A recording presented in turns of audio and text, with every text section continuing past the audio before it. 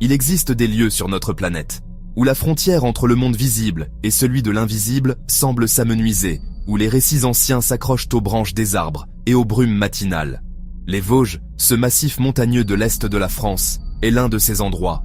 Ces forêts profondes, ces lacs d'altitude et ces sommets balayés par les vents ne sont pas seulement des paysages d'une beauté saisissante.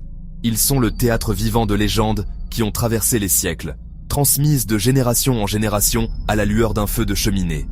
Ce soir, je vous invite à un voyage au cœur de ces terres mystérieuses. Nous n'allons pas simplement raconter des histoires. Nous allons tenter de les ressentir, de percevoir l'écho des pas d'êtres qui n'appartiennent peut-être qu'à l'imaginaire, mais dont la présence imprègne chaque pierre, chaque feuille, chaque goutte d'eau. C'est une exploration de la mémoire collective d'un territoire, une invitation à écouter ce que les montagnes ont à nous dire lorsque le silence se fait. Préparez-vous à laisser derrière vous le tumulte du monde moderne. 3 légendes nous attendent. Alors, suivez-moi. Le lac de Retournemer, l'un des joyaux glaciaires du massif, repose dans son écrin de verdure. Ses eaux, sombres et profondes, semblent garder un secret. Quand le jour décline et que la brume commence son lent balai, une histoire prend vie. Celle d'une silhouette éthérée, vêtue de blanc, qui erre sur ses rives. On l'appelle la Dame Blanche. La légende parle d'une noble promise à un homme qu'elle n'aimait pas. Son cœur appartenait à un simple paysan de la vallée. Leur amour, pur et impossible, était leur seul trésor. Ils se retrouvaient en secret près du lac, loin des regards. Chaque rencontre était un instant volé au destin, un serment d'éternité. Mais le destin les rattrapa. Le jour des noces, elle s'échappa. Vêtue de blanc, elle courut à travers bois vers le lac. Elle l'attendit, en vain. Les versions divergent, comme les sentiers qui s'enfoncent dans la forêt. De désespoir, elle se serait laissée glisser dans les eaux froides. Sa robe se déploya comme les ailes d'un cygne blessé. L'amour brisé emporté dans le silence du lac. Depuis cette nuit, son esprit n'aurait jamais quitté les lieux. Pêcheurs et promeneurs disent l'avoir aperçu. Présence mélancolique, forme indistincte au-dessus des joncs. Visible un instant, puis absorbée par le brouillard. Est-ce un jeu de lumière, une fatigue, ou bien son âme en peine? Elle est la brume, le reflet, le silence, l'âme du lac. Si la Dame Blanche incarne la mélancolie poétique, une autre légende née sur les hauteurs parle la langue de la peur et du respect face à la puissance de la nature.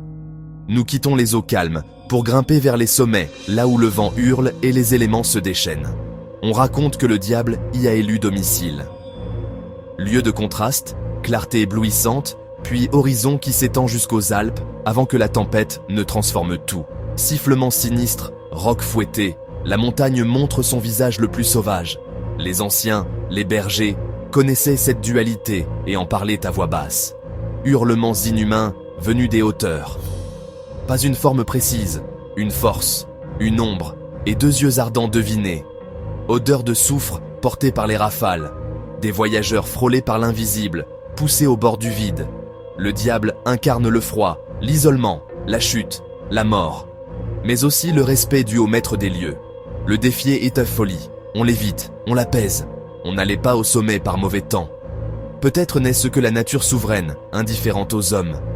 Il force à l'humilité. Prenez garde, vraiment.